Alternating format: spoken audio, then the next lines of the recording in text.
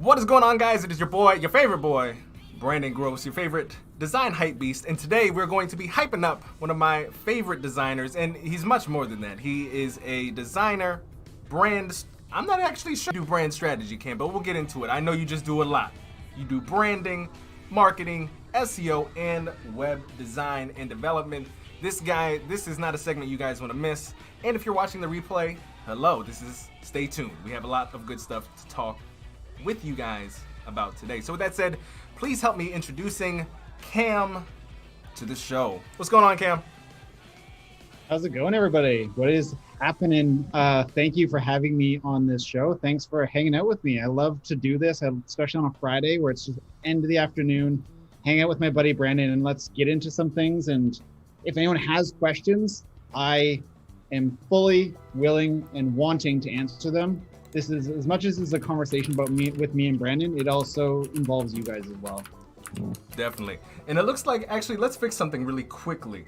I think we have to turn off the Behance just because, oh dear God, just because of how it's messing up the YouTube. So we're going to turn that off, guys. Thank you so much, Gonzalo, for letting us know that was an issue.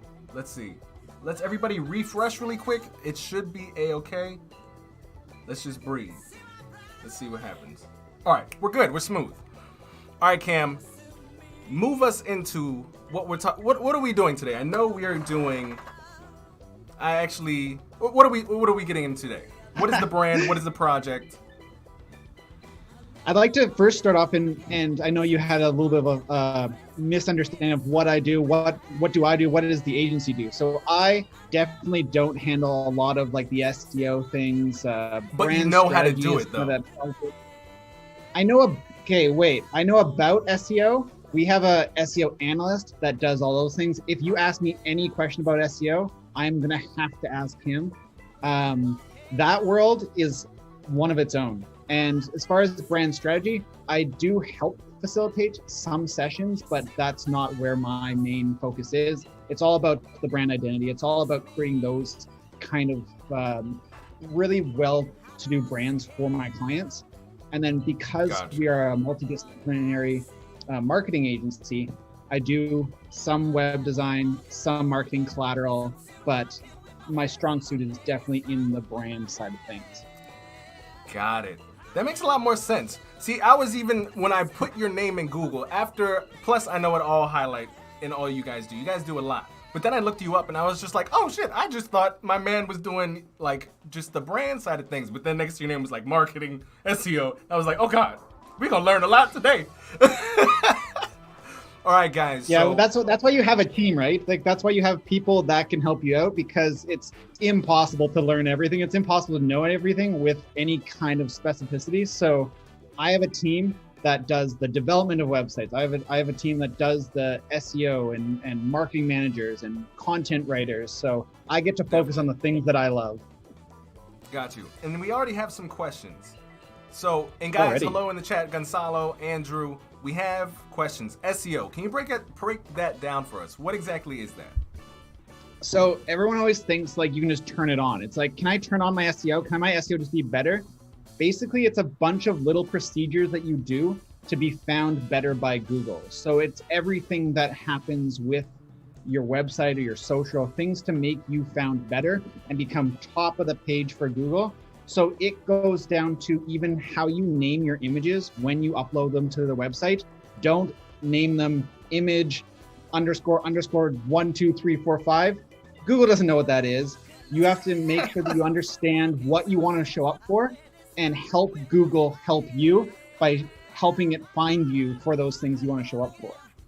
Guys, help Google help you.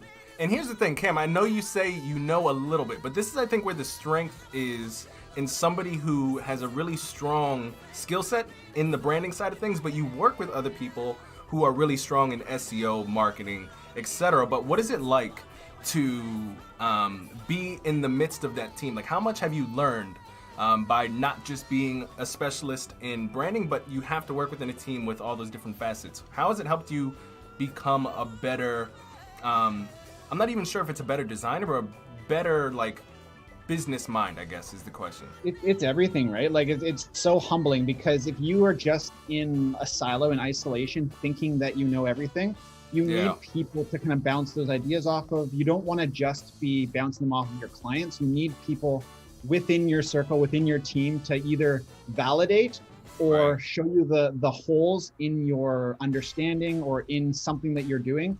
Because even me as a designer, sometimes I will do something and I'll think it's the bee's knees, and then someone else on the team looks at it from a different perspective. So someone from SEO is like, that looks great, but there's not enough content for Google to find this web page. So looks beautiful, but how's it going to function? So it takes us out of that aesthetic mindset and solving certain problems with the hammer that we were given, and allows us to see the other tools in the tool belt and how they could play into the bigger picture.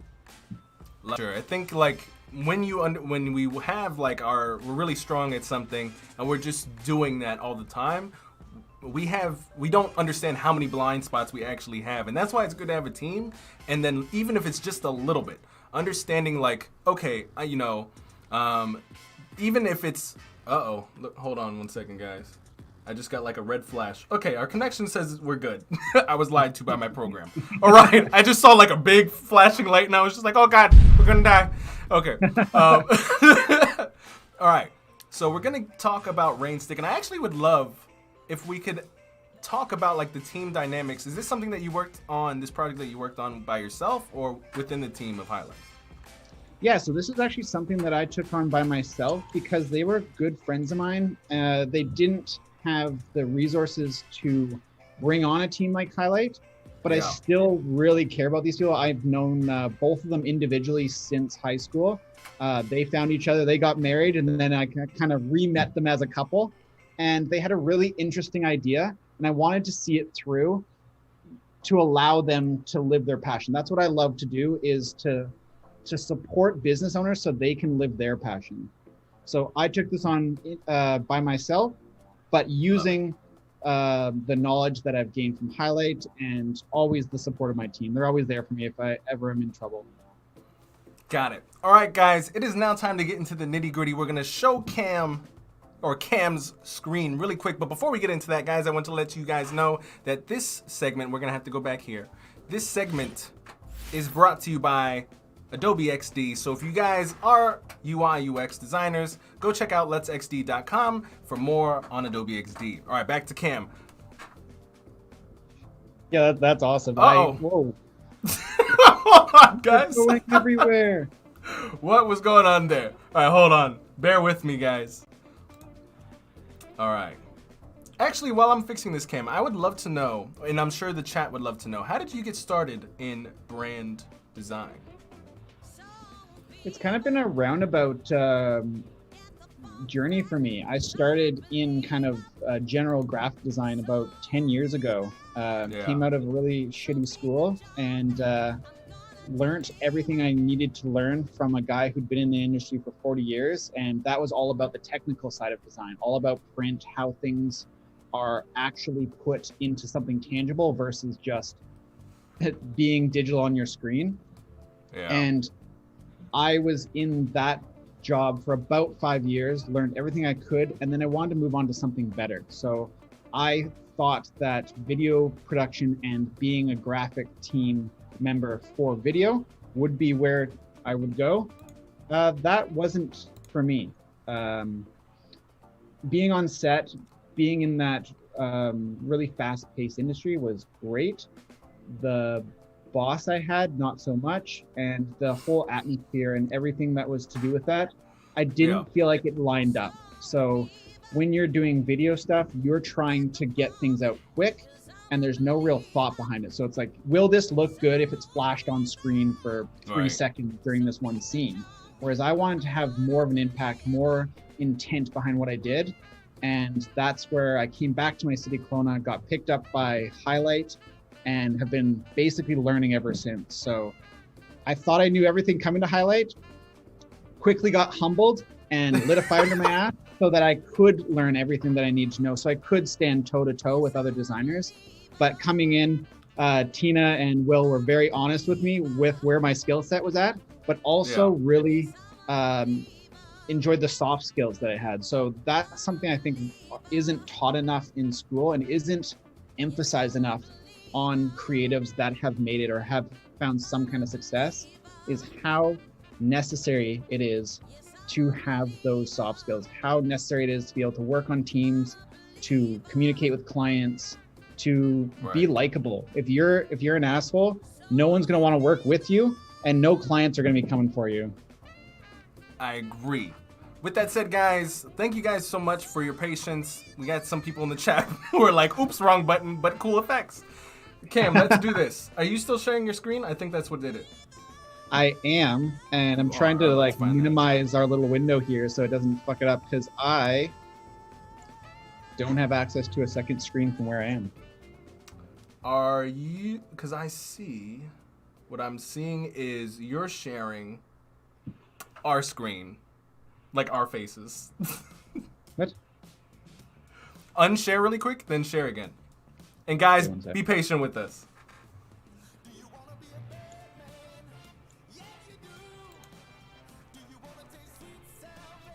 The song playing right now is Do You Want to Be a Bad Man? There we go. Perfect. All right.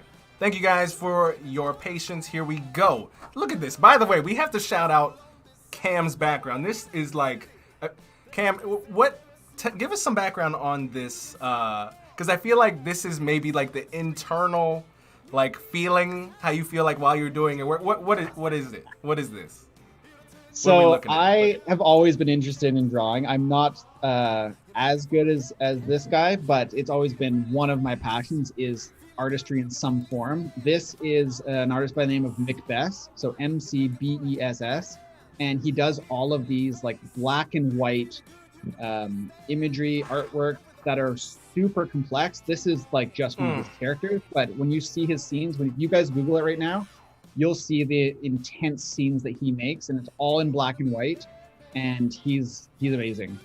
It's very, very stylistic to him. Like if you see this anywhere, you'll know it's immediately his art. I'm just like, how can I get my hair to feed into my non-existent, like cat? I look like a wet cat with my hat off. Let me put that back on. All right.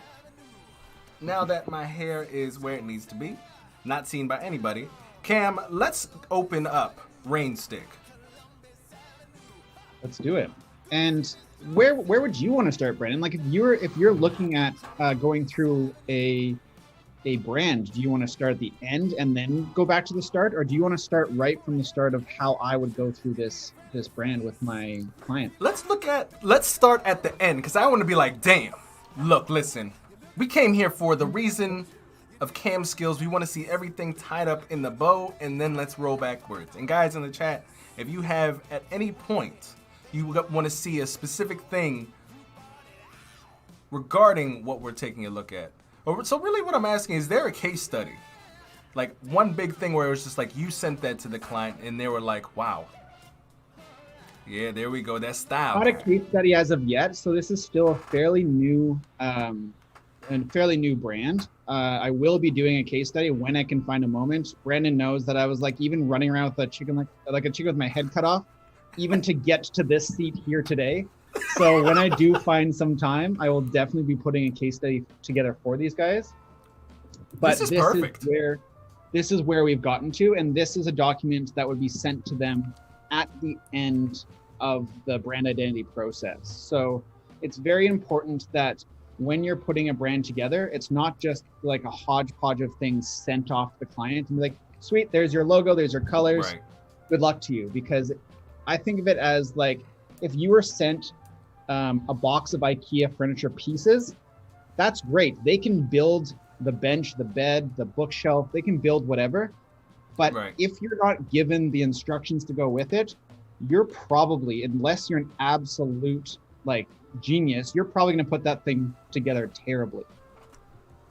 So let's do like a quick scroll through of this, because I just want people to see what goes into something like this, because I feel like even not until like a year ago I was like, well, okay, a brand is a logo. Yeah. And that's obviously not the case. So can you explain a little bit what goes into branding? That's not just the logo. Because I'm just like, if I go back to my ignorant self and be like, look, listen, Cam, I just want some raindrops in reverse. You got me, right? And that's what is branding actually? What a lot of us believe. And I believed that for a long time too. When I was just in the print shop, before I had like an in-depth idea of what the brand consists of, I was the same way as you. I thought, you know what, I'm gonna make some beautiful logos for clients. That'll be it. That's all they need, and they'll be off to the races. They'll be good to go.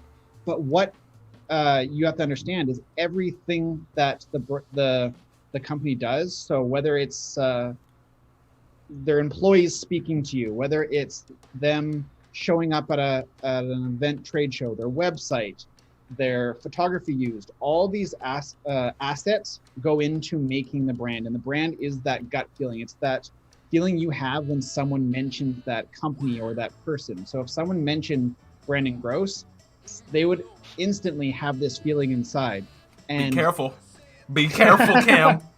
Be careful about what y'all say about how I feel inside. No, but continue. I'm flattered. Continue. I'll lean back. And we could always go back to what you think your one word is of how someone would want you to be explained by. Like you had that one word that you expressed to Tina. You're like, this is the word that represents me the best. If that's what you want people to think of you as, you can influence that. You can't force someone to think that, but you can definitely have an influence on that. And the more touch points that you intentionally design, intentionally think about, the more likely they will be thinking that about you. So what our job is as brand identity designers is crafting those pieces. And a lot of the time, because the tool we're most comfortable with is on the visual side, we would start there. But I want to make sure that people don't ignore the verbal, don't ignore the other assets that you don't really think of. So if you're thinking of a website, so say Brandon's, for example, if you remove Brandon's face and his logo from the website, does it still sound like him? Would you still think that's him, or does it sound super generic? So all these things matter when crafting that brand. And that's what we take a look at when we're first getting into it, is how do we want this brand to sound, and who is it that we're trying to sound like this for? Is this going to resonate with your key buyers? Is this going to resonate with your core personas? And that's what we figure out in what's called a discovery session. People have like strategy or discovery sessions. My definition is that the discovery session is where you figure all the pain points out, where you figure everything out and you discover the direction you're going to go. The strategy is planning for that and actually putting some action steps in place. So if you're just doing a discovery session, but you're selling it as a strategy, you can get yourself in a lot of trouble. And that's what I'm seeing more and more online, is people trying to offer strategy as discovery. And so let's break that down, because those are very, like, even to the point where 100% you're making sense, because there even was a point where I was trying to sell discovery as strategy. Let's define the two, because I'm like they both sound like you're finding something. I don't know. We strategize to find the thing, or you discover to find. I don't know. So can you break down what the two differences are, and if there are specific spots in this deck that lay out this was the discovery portion and this was the strategic portion, if there is. But let's start with the definitions. Yeah, and I love that you're stopping me to explain this, because my wife would even say, like, sometimes as creatives, as designers that are so involved in a space, we start to use words that people outside this space don't understand. And my wife's a grade 3 teacher, so she always says, speak like you're speaking to my grade 3 class, and everyone will understand you. So big ups to Brandon for making me slow down, making me explain this. Well, no, because I mean, it's true, because I remember I was on some calls, man, and they would be like, I was like, oh yeah, I'm gonna help you like build a map of some sort. And they're like, well, what the fuck does that mean? I'm like, I don't know, but you're gonna have a map. What is the value of this map for me?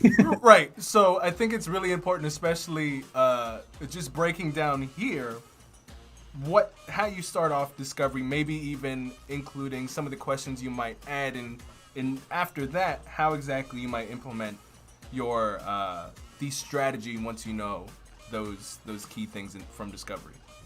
For sure. And like I said, this was a friend of mine, so I don't usually typically facilitate strategy sessions, and what I did for them was just identity. So what I needed to do was figure out what path we're going down, and I just did discovery. So for me, discovery means figuring out what your values are, who your personas are in depth. So not just, I'm going to target males 30 to 60 that drive Porsches. It's really understanding who those people are, what their pain points might be, what their journey would be to find you.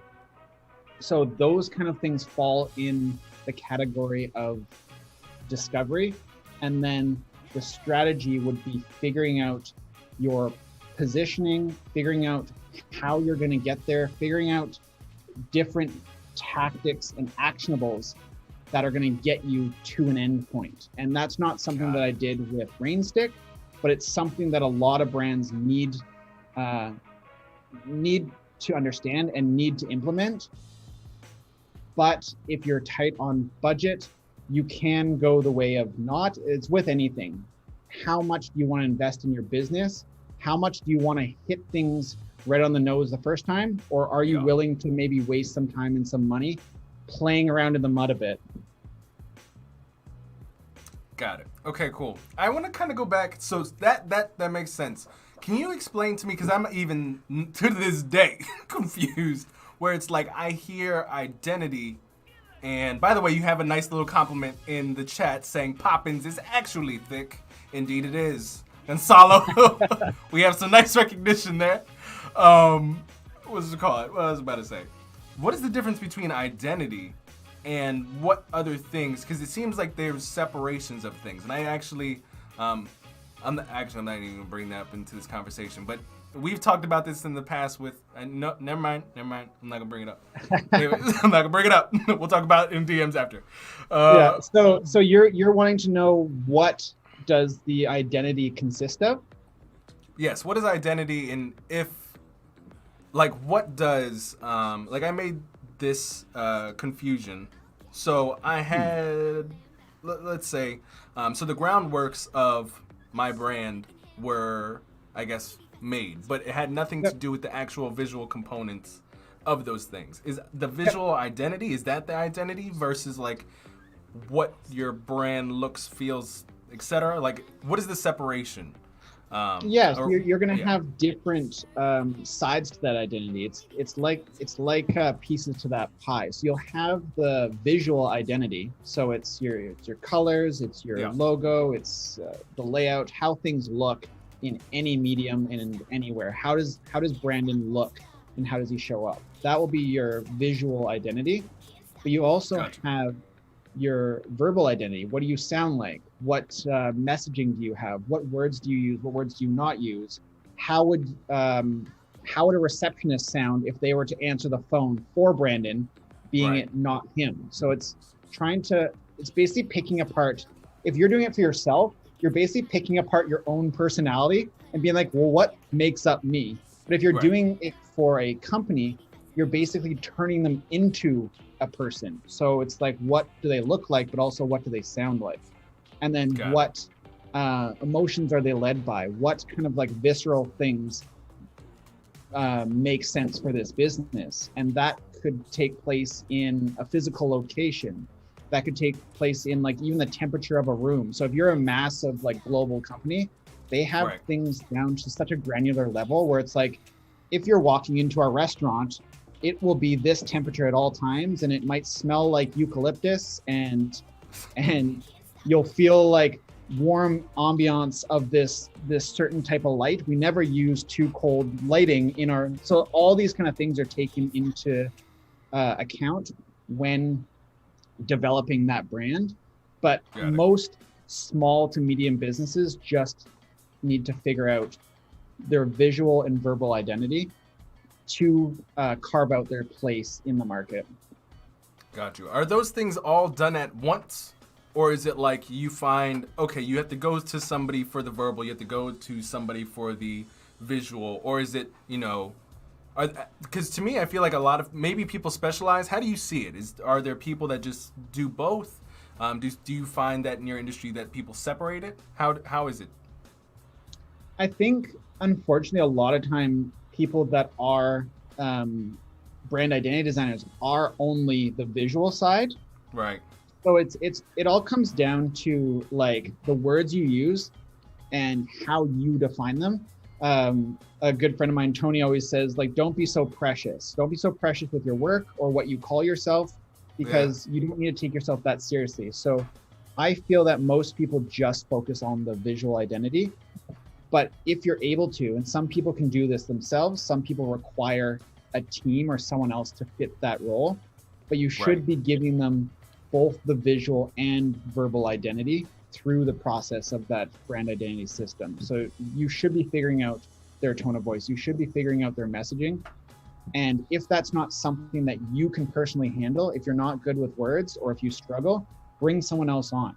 And I'm working my way towards being better on the verbal side. I still feel like I fall flat a bit. So I always have someone that is a writer, someone that has mastered the verbal side of identity, come on and either be the lead to that side of the project, or at least review and critique the stuff that I've come up with. Yeah, that makes a lot of sense. I think to refine it, because now I understand a little bit better. It's the messaging portion and the visual portion, and that is the branding. And I think before I was just like, motherfuckers, just make me something that looks cool, that looks like me, and we'll figure out how it sounds later. Because I'm very much in, just like you, on the visual side of things. But as you bring more people on, how do they know how to sound? If someone was writing a blog for Brandon, or someone was going to be doing content for your social, how would they know how to sound like you if you completely removed yourself from the scenario? True. And that's something I think people don't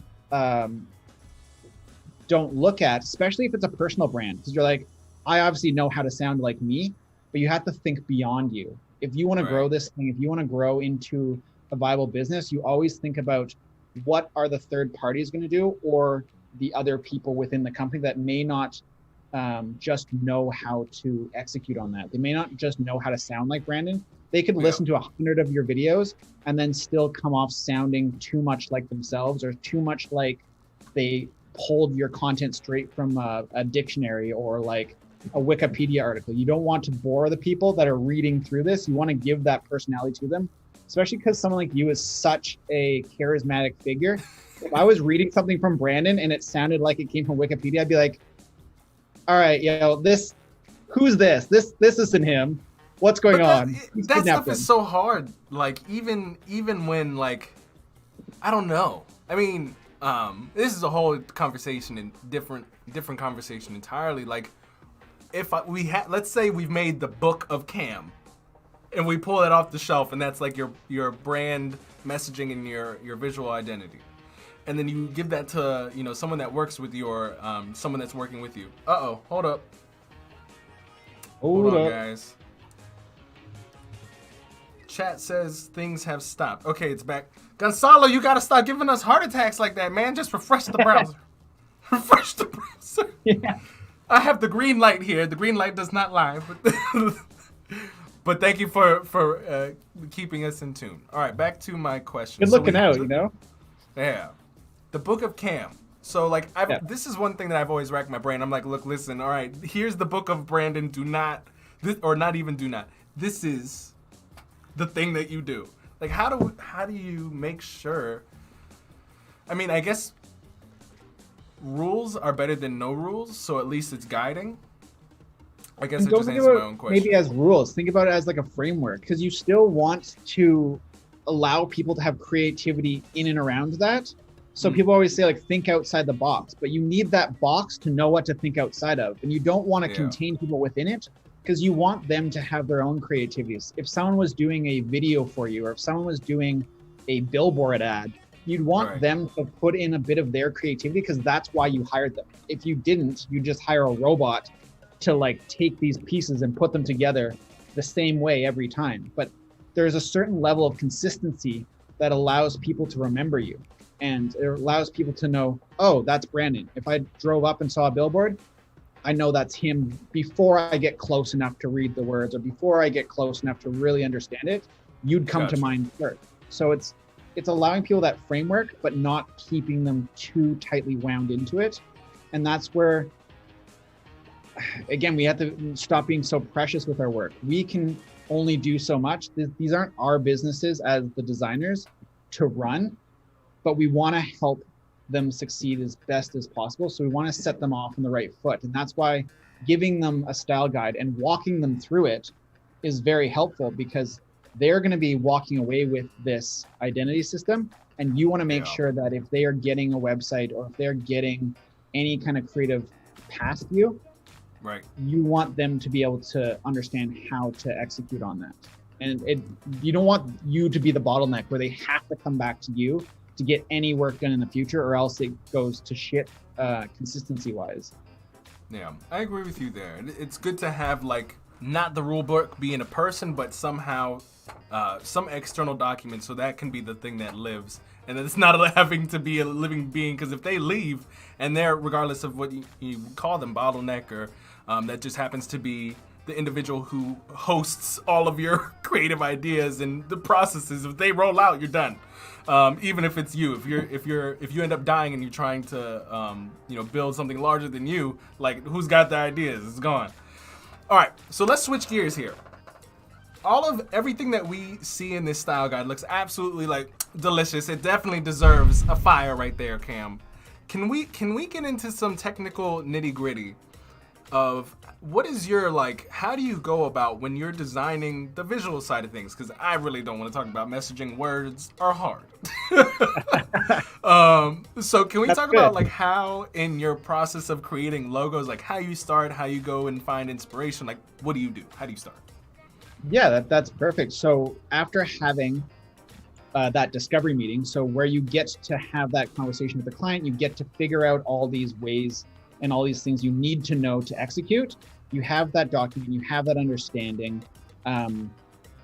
Personally, I like to make sure that I'm part of that meeting with that client. Being at a larger agency, when we're hosting some of those strategy meetings, and you have the marketing manager and the strategist and SEO all in that meeting, sometimes people feel like you don't need to be there. I need to be there to hear what they're saying, not just from their words, but the way they said it and how they said it. So once I have that, we start to get into designing that logo. And for me, the first thing I do, and this is similar to someone like James Martin, is I create a bit of a word map.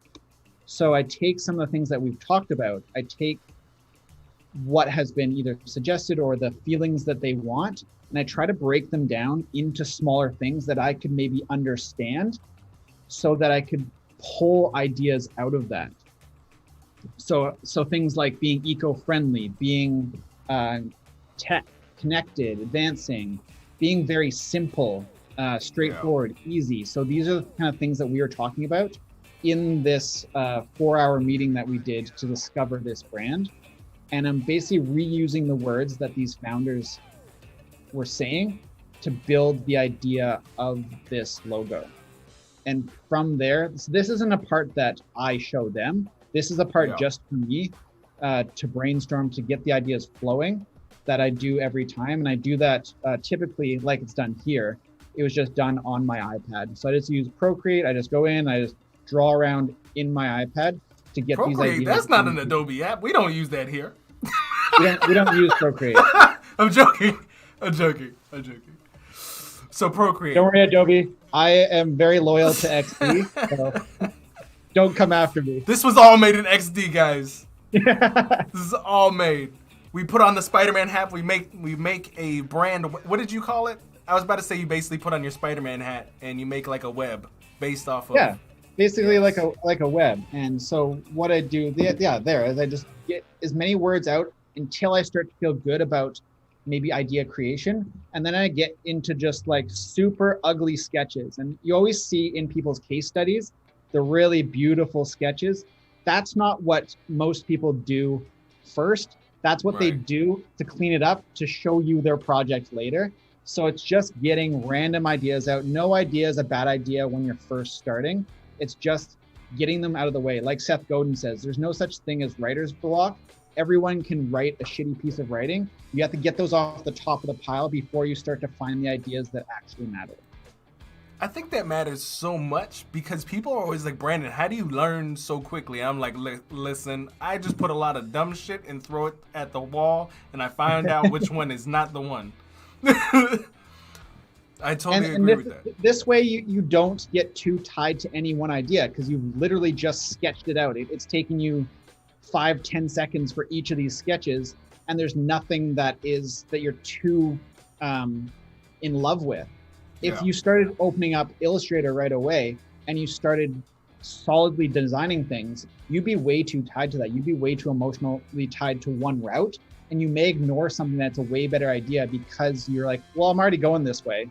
Right.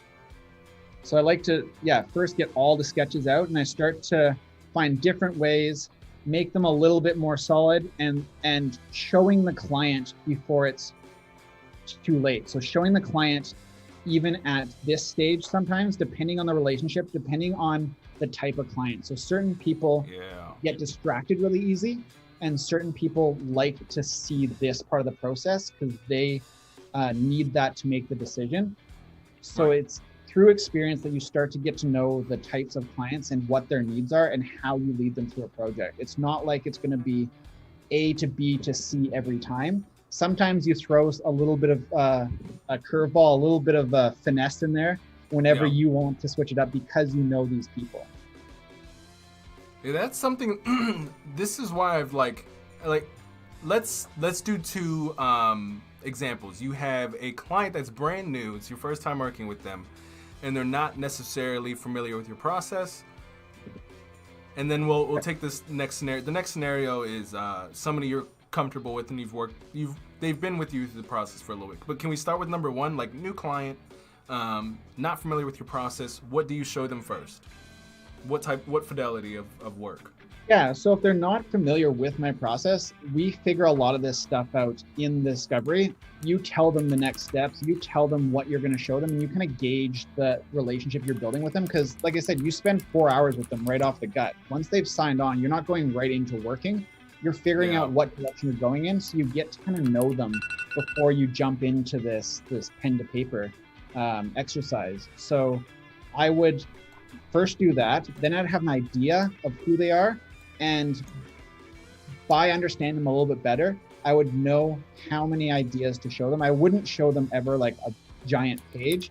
I usually go through individual concepts that have a bit more of a direction to it and an explanation why, and I walk them through. So anytime I'm showing the client, even if it's in sketch phase, which this still is, I would be showing them one at a time and what I was thinking while going through it, what I might see as being a problem with this direction, and which direction I would recommend first. Because you still are that expert, you still should be guiding them through and not just sending these off and being like, all right, pick one.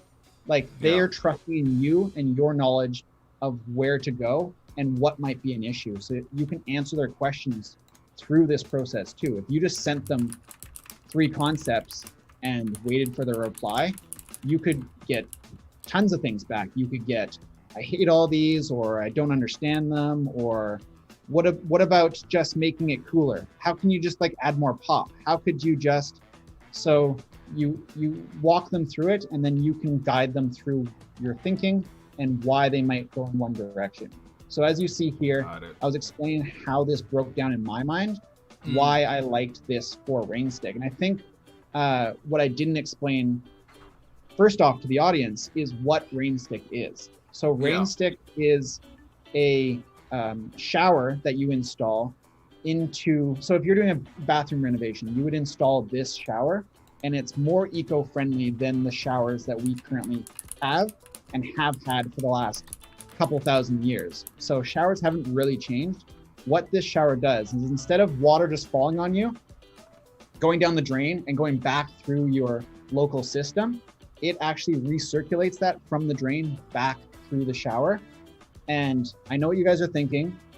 A, that water touched all kinds of parts on me and then it's coming back out and hitting my face. No go. Or it's also going to be colder because it came through the tap and is now coming back through as lukewarm water. Those kind of things are taken into account. So what their device does is it recirculates it, filters it, and reheats it so it comes back out. So you're saving about 60% of your water usage by going this way. And it's also, because of that, it connects to an app and it's tech infused, but not super high tech like your fridge that can tweet. It's a lot less of that. It is just very minimal. We have fridges that can tweet. Have you never seen those? I swear those No, are like 10 who years needs old. a fridge to tweet? Man, we were like looking at fridges. I feel like it was like 10 years ago. I was looking at a fridge in, do you have the brick there or something to that extent? Anyways, it was this appliance store and there was a big LCD screen on the front of the fridge. I was like, okay, sweet. Like it tells you some things you might need to know. And there was a little Twitter app on the fridge. I'm like, what are you doing at your fridge? Being like, I'm out of hot sauce. Someone send help. Like, what are you doing tweeting from your fridge? Hey, refrigerator, let everyone know we are out of bologna. Yeah, exactly. No, but that's Like- cool. Okay. Continue. High tech, gray showers. We were there, and then we diverted to how people think it's very cool to tweet from their tech refrigerator. All right, continue. Yeah. So that's what their device is, and they are a startup, so they're just getting into the market, and we are trying to take this kind of eco-friendly tech route that has a few different things that they're looking for. So in this first mark that I was showing them, it was like capturing that droplet, the symbol for rain, having that Rainstick R, and that water being reversed. So see, these are some of the things that we were playing with, and it's allowing them to have that story. So your logo just needs to be simple. It needs to be memorable. It needs to have that story behind it because the founders need to speak to that. They need to go into investor meetings. They need to kind of speak to what that is, what they are as a company, and the logo helps them speak to that. But you don't want it to be too complicated because the more complicated it is, the harder it is for people to remember. And you have to think about the different applications it will show up. So something like this will show up on the control remote for the shower. It can show up on an application on your phone. It can show up on the website, billboard, business card. There's so many different areas. So you have to make sure that you're taking that into account. And when we're building out these logos, these are things that we're asking back and forth and saying, not only do you think this will fit your audience and the problem that we're facing, but do you think this will be good for the applications that you foresee in the future? Same kind of thing, playing a bit on those connected waves, the tech of like the on button, the reverse droplet, and then same kind of thing, infinity, so kind of that reusable symbol, text circuit, and the droplet. So this was, I think, the second round that I took them through. Yeah. And we were really getting kind of dialed in on what they were feeling. And when you start getting into like, let's say, because let's fast forward. Let's say client says, boom, all right, obviously one, because that's the one that you guys, or that was picked. Can we talk a little bit of like technicalities in the program you use? I'm assuming you use Illustrator. You were right. Cool. Hey, what's going on, boss? Just saying hello to the chat. Thank you guys for tuning in. For those of you guys who just popped in, we're going through everything. Branding, messaging, visual identity, and even getting to some of the technicalities. Let's see if I put that. Yeah, so I would take these sketches from pad of paper, an iPad app into my Adobe programs. So I could just do that through here.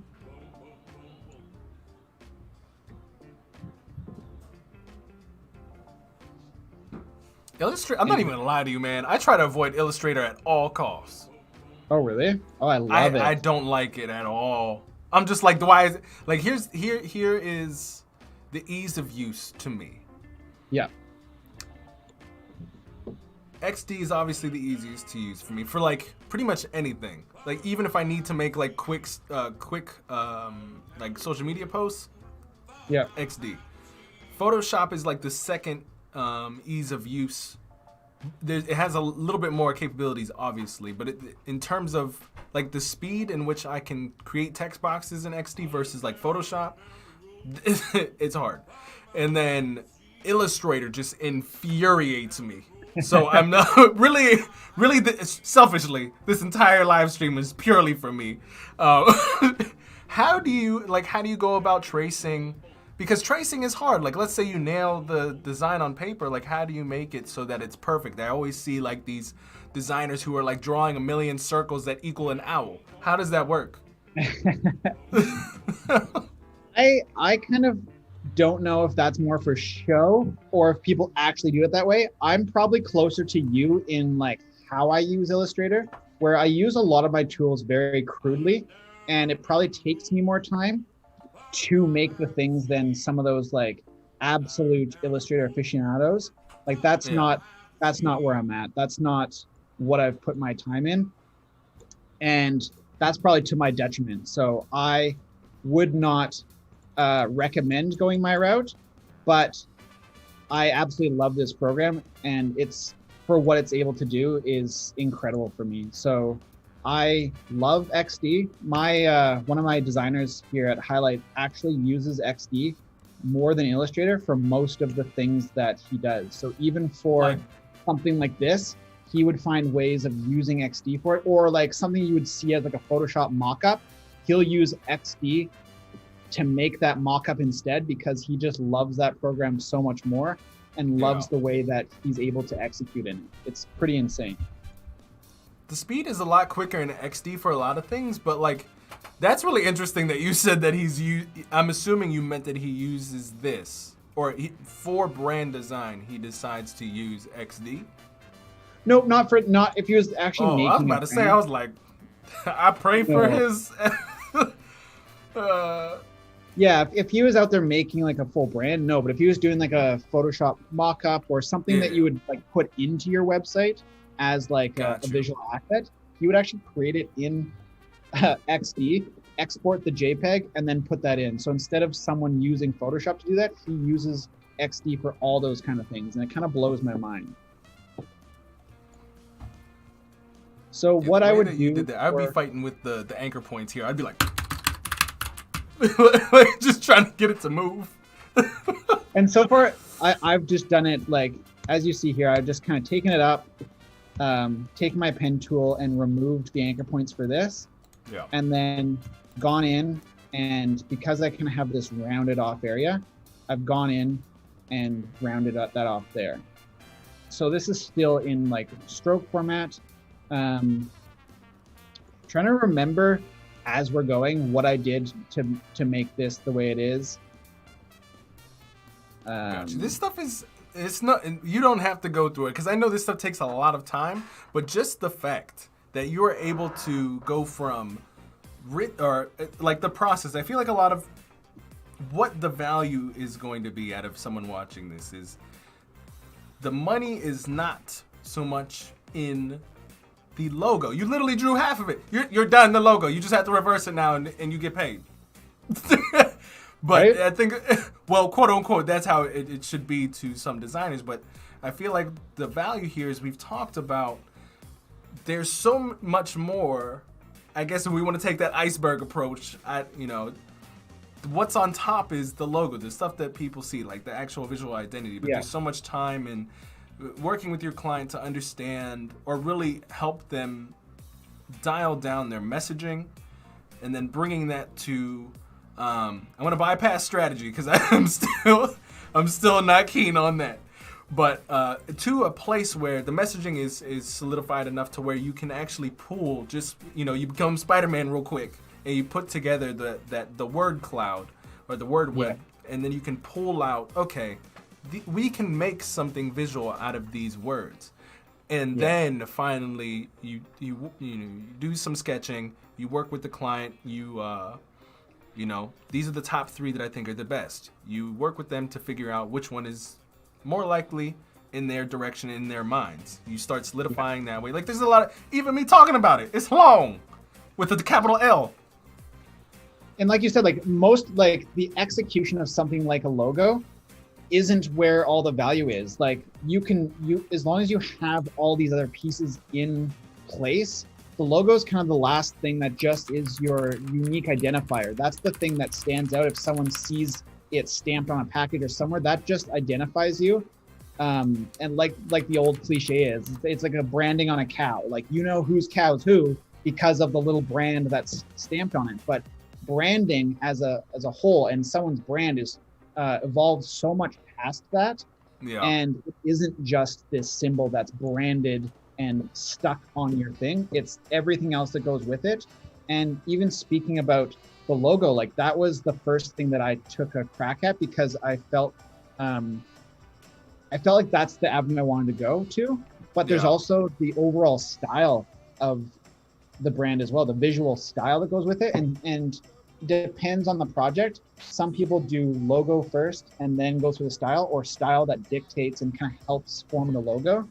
I find both has worked for me and for my clients, but these are the kind of things that we go into. So after solidifying that logo, I went into figuring out, well, what's their style going to be? Because the same logo can look so much different depending on that style. And we started to pull at certain themes, and the themes were kind of that eco-friendly, of the earth kind of feel, creativity, and tech and stillness, the sense of calm, the sense of stillness. So one of the first directions that we pitched was tech and stillness, the sense of calm, the sense of stillness. So one of the first directions that we pitched was this creative side. So trying to stand out in their industry. And when taking a look at other people that were doing the same kind of thing, so there is other products out there like theirs, but what is going to differentiate them in the market is making sure that they stand out visually, as well as the features of the product, as well as all these other things. So what is going to stand out? If you just saw their product sitting on a shelf next to someone else, what do they look like? And the products that are out there already were a lot of white, a lot of navy blue, and a lot of gray. It was just very, very minimal. You didn't really see a lot to them. So we went through what's called stylescapes, brandscapes. There's different words for it. And it's defining what is that going to look like when applied to their brand and to the visual side of it. So this was the first one that I took them through. And like I said, it was kind of eco-friendly, but it really had that vibrant creativity to make them stand out and make them feel fun. Got you. And then the second one was a little bit more of that nature infused with that tech. So it was kind of riding along the lines of nature tech. And this was something that all comes from the communication with the client and figuring out who you're trying to attract, what those personas are. And then the third one was a lot closer to their industry already, but with a little bit more of that heavy, deep feel, and still making them stand out. But some clients need to see, what does it look like if I kind of follow the common industry trends, or what does it look like if, because they have an area of comfortability, and it'll come from what they see their competitors doing. So showing them this as an example really helps them see, oh no, I don't want to be that. Because that's what Sean and Alicia thought first, was I really want to have those blues, the heavy colors, and I really just want it to be minimal and kind of feel this like stillness approach. Show them this, and they instantly kiboshed this version. Like, nope, not this. They said, this is a little bit outside of what we want to feel like. And when they first were being walked through the first one, they thought, man, this is way too bright. This is not something that I could see us being. And the more we talked about it, the more we compared to both their industry and the personas that we defined, the more they started rolling down this route. And it's really interesting to see how you can communicate with your clients and make sure they feel involved in the process, because as much as this is for that main persona, that main buyer, they still need to feel like this brand is theirs. If you had something that spoke to your core audience, but it wasn't Brandon, you'd feel this disconnection, and you're the first brand advocate. You're the first brand champion. So you have to make sure that those founders feel connected to the brand as well as addressing those personas. I 100% agree. And there's a couple people, I want to come back to this. Do not let me forget, Cam, because I think it's really important that your key thing that I think everybody should understand is that as a designer, yes, our skill is what has allowed us to get to where we are, but the projects that we're on, just because we're on them doesn't mean we get to make them ours. Yeah. The big key thing here is that we're working with clients, and the reason that they're hiring us is with our skill to help them do what they're trying to accomplish, not get the project, make it ours, and because what we do is so cool, they'll love it. I think we can both agree here that is trying to make it ours and trying to, what is the term? Justify our skill by doing it the way that we want, and making somebody else say that it is cool when it, even that thing that you gave them was not what they asked for. And it's not trying to be cool. It's not trying to win aesthetic awards. It's trying to solve their business needs, and it's making sure that it functions the way it should, not just comes out and looks the way that you wanted it to. So if you had 12 aesthetic awards for the brands that you built, but those businesses that you built them for were struggling because of the brand that you built, then you wouldn't be seen as a success, or at least you shouldn't be, because your first objective is to solve those business needs, and the brand should be something that does that. It should be focused on where is this brand, who's looking at it, it's supporting the sales that they're going to have, not just supporting your ego as a designer. I agree. Okay, now I remember what I wanted to go back to. It was just a quick announcement. Some of you guys just popped in literally towards the end of our thing here. We're going over a little bit. Cam, thank you. I appreciate it, because I know it's probably dinner time and you have to do probably something else because you are a busy man. However, guys, I did just put Cam's links for where you can find more about him are all in the YouTube description down below, but I did peep his Instagram in the chat just really quick right here. There's a couple of you asking, why do some people in the chat know each other? As if connectivity is there's something wrong with it. No, but we have a Discord group where all the amazing individuals in our industry, or what I call game changers, live. We are a group of like-minded individuals who, through hard work, industriousness, and just who value learning, come together to better each other. So as soon as I can copy this link, bear with me, guys. I think it's actually in the chat, in the description too. That's something I need to invest in. But Cam, actually, it didn't even go through. I think YouTube is just like, no more links, Brandon. Cam is the only one that needs to be seen. But Cam, how are you feeling, my man? I'm feeling good, man. And if there's anything that I'm going too fast on, or like brushing over too quickly, or had too many coffees and I'm not explaining myself enough, feel free to reach out. Like, I love talking about these things, and I realize trying to go through these things at this speed, sometimes I can misspeak, or sometimes I can say things that are a bit confusing to people that don't have as much knowledge of this. Or if you have an opposing view, absolutely reach out. I love to discuss these things, because like I've said before, like, we have to be less precious with our titles, with our work, with our knowledge. I'm not the be all end all. This is the way that I do it, and this has worked really well for both myself and my clients. But I want to know what you guys do, and I want to know where you're finding troubles or what isn't making sense to you. Like, Brennan and I walked through some things that he struggles to understand, and I need to To slow this things day. down to make sure he understands certain things. But the same for anyone. This is a conversation, and as much as I've been kind of ignoring the chat because it's on like my cell phone over here, I do want to hear from you guys. So reach out through my Instagram, go to Hiilite as an agency, email me at cam@hiilite.com. Let's chat, you guys. Yeah, guys. Like I said, thank you so much for. And this is what we're going to do. I know, and Cam, I appreciate you staying a little bit longer than anticipated. But do you still have? Good. Do you still have time? How much time do you? Like 5 minutes? Just Yeah, in we're case if there's still Q&A? good. We have some more time if we need to walk through it, because we can still go into.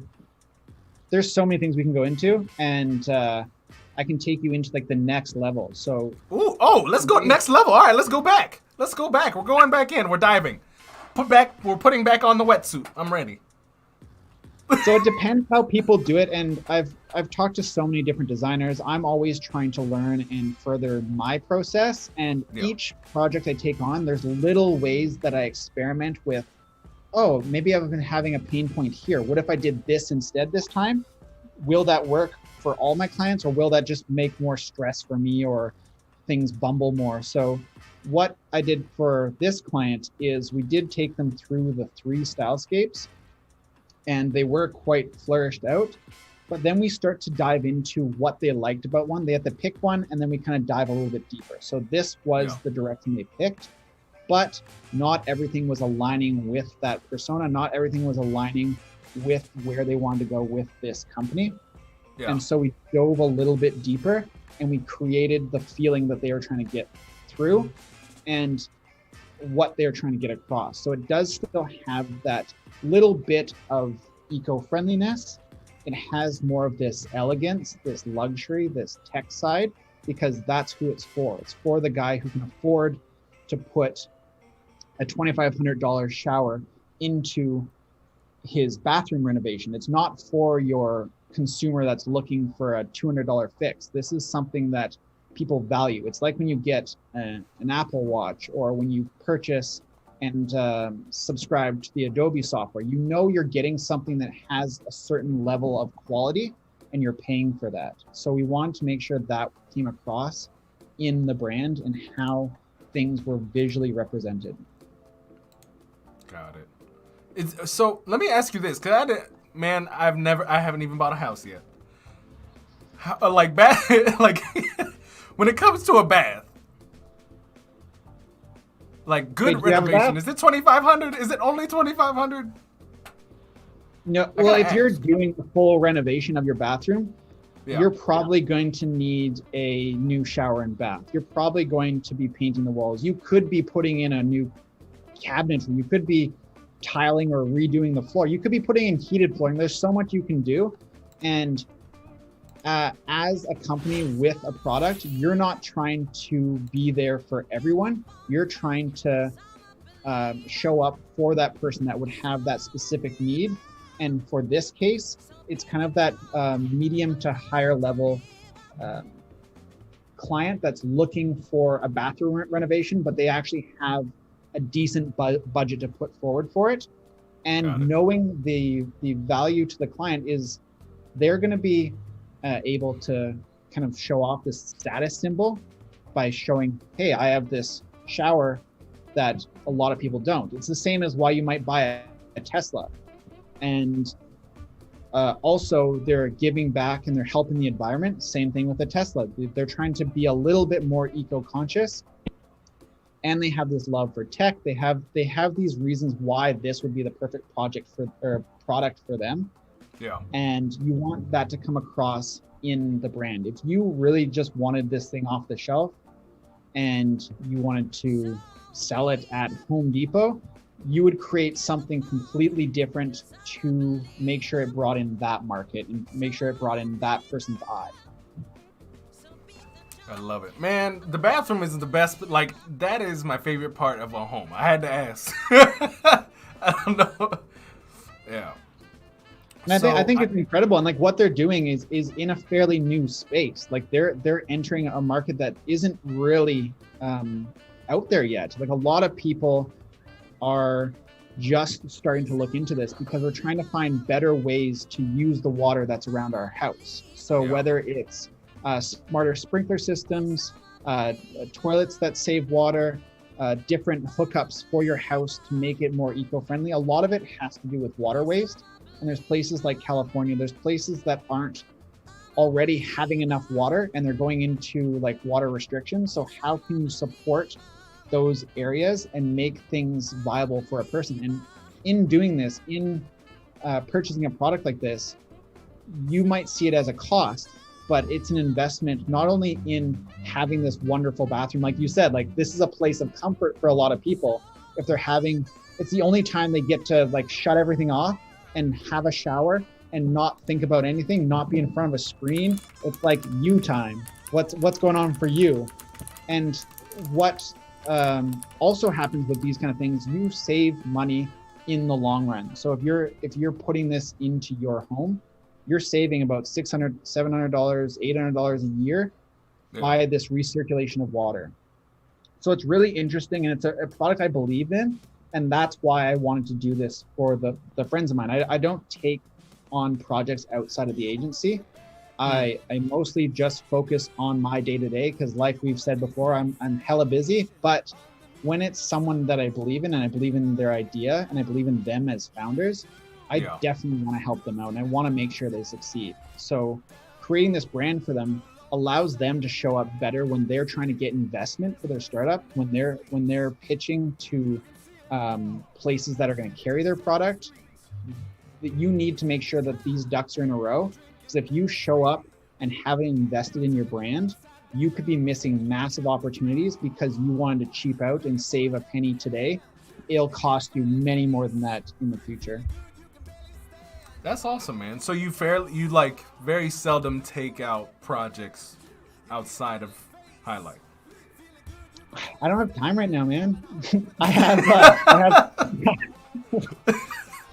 I would. You're like, we're strapped. Honestly, I'm doing so much in my life right now that I just don't have time, and I want to make sure that I keep that work-life balance. Like I love what I do during the day, and I love what I get to do day to day for so many clients. But I also have a wife, and I also have a pregnant wife. So we're having a kid in end of February. So this is a new thing for me, and I need to make sure that I'm going to be showing up for her on the off hours. Like I can't just be doing work in the day and then go home and do more work and then do more work. Like, there's more to life than that. And there are a ton of people that absolutely hustle. I'm not here to do that. I'm here to say, you need to find that work-life balance, because when you show up and when you have that separation, you can show up better for your personal life and show up better for your work life. Got it. Let's talk about this really quick, because I like this topic. It's actually a topic that I really struggle with myself, because I don't know what to do outside of work. I really don't know. So how did you, or how are you kind of making this transition besides really making time, because now your wife is in a position where you need, like, unless you want to have like the not the best husband of the year award, like how do you make that transition? I don't know. I get a lot of anxiety when I stop. It's just making sure things are scheduled. Like what are you dropping to do something else? So I could pick up more client work, but what am I dropping? I'm dropping valuable time with my wife. I'm dropping being able to go out and have a beer with friends. I know we can't really do that right now, so that's dropped already because of the world in chaos. But what are you dropping to pick up more work, and where is your time being spent? Doing an audit of your day. And someone that I love and does an amazing job at this is Matthew Encina. He goes through and audits his day. He's very accountable to his time, and he knocks things out that don't serve him. So if you want to take on more work, but you feel strapped, first audit your day and find that dead time and replace that with work, or replace that with resources and knowledge and courses. But don't leave out and don't push aside the you time and the time for your personal and the time for your family and friends, because that can't be replaced by money. That can't be replaced by new job opportunities. It just can't. Yeah. And I think that's a good one. Auditing your time. Because like the thing is like I love doing this, and then when I'm not doing it, I'm like, I'm gonna do it.